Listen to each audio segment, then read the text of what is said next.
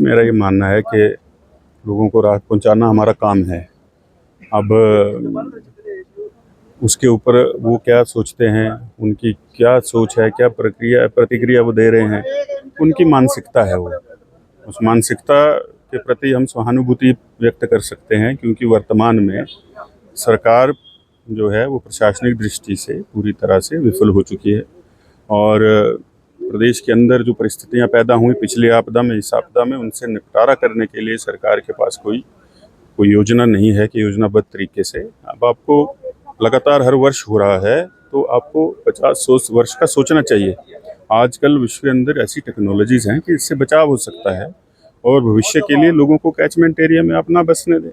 लेकिन वो कोई नीति का निर्धारण नहीं हो रहा, कोई अमेंडमेंट नहीं हो रहे हैं। आप इंतज़ार करते हैं और फिर ये सोचते हैं कि इस बार नहीं होगा।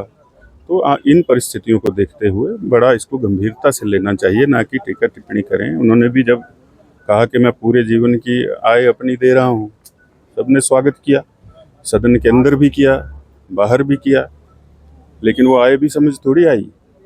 उनके एफिडेविट जो है चुनाव के उसमें, और उनकी धर्मपत्नी के उपचुनाव का जो एफिडेविट है, आप निकाल के देखिए इलेक्शन कमीशन की साइट से, पता चल जाएगा। वो तो कहाँ सीधा 6 करोड़ से 9 करोड़ पहुँच गया। तो अगर सब कुछ दे दिया था तो ये 9 करोड़ कहाँ से आ गया? तो ऐसी बातें नहीं करनी चाहिए। वो भी सार्वजनिक जीवन में है, ईश्वर की कृपा से कोई पिछले जन्म के अच्छे कर्म होंगे, अब ये पद मिला है, उसकी गरिमा रखें। हम तो उनको कुछ नहीं कह रहे थे, हम तो अपना काम कर रहे हैं।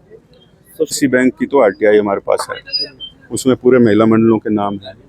आपने बैंक का पैसा, लोगों का पैसा जो है, चुनाव आचार संहिता के दौरान वो पैसा सीधा 50 से 60-80 हज़ार तक महिला मंडलों को डाल दिया, चुनाव से ठीक 1 हफ्ता पहले।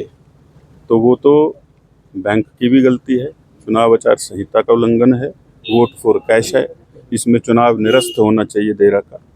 दूसरा, जो उन्होंने कहा कि फेसबुक पर जो लिखते रहते हैं, तो वो शुरुआत तो वो करते हैं। वो दिल्ली से वापस आए, हमने सोचा कुछ अच्छी बात करेंगे, चलते चलते अंत में मैं आ गया, तो मुझे तो फिर जवाब देना ही था। वो नहीं कहते तो हम तो अपना काम ही कर रहे हैं, हम थोड़ी रोज़ उनको छेड़ने चले जाते हैं। लेकिन वो उनके अंदर एक इन्फीरियोरिटी कॉम्प्लेक्स है, वो उनको बार बार तंग करता है।